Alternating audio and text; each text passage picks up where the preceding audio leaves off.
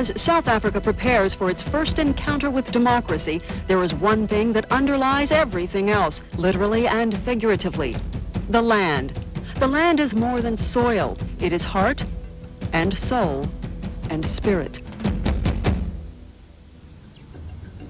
My father's spirits are here. That's, and for them, therefore, it's very important that they must come back to the land. They must look after the land, and then the land will look after them. Pounding hammers are the sounds of homecoming. The Bakubung, the people of the hippo, are back. 30 years ago, Caesar Molebatse and his family lived here. Then, it was called Boone Village. Before the people were being forced to consider moving, you probably had 2,500 to 3,000 people in this one village. Then you probably had like millions of others, those black villagers lived on land the government wanted for white people. Bulldozers leveled their lives, leaving only the graves behind.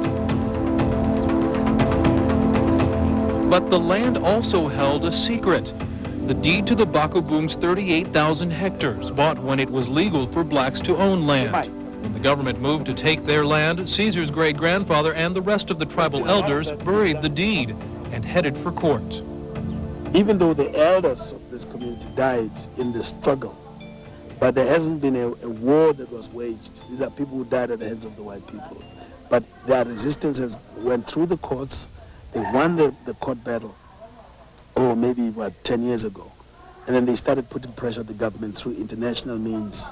But even though the Bakubung won their case, the government did not restore their land. It took the collapse of apartheid and the concession of the white farmer who had leased their land to bring the Bakubung back. This is an unusually heavy summer rain for the Highveld. It stopped the Boone villagers' work, but it has lifted their spirits because they believe it's nature's approval of their return to the land. And when the rain stops, the work resumes. As the men hammer and saw, others hurry to get their few worldly goods under a roof before it rains again. The Bakubung's victory was a remarkable exception to the old rules. And seen against the violence and factionalism raging in South Africa, this victory may seem small, until you see these people's faces and hear Caesar speak of his great-grandfather.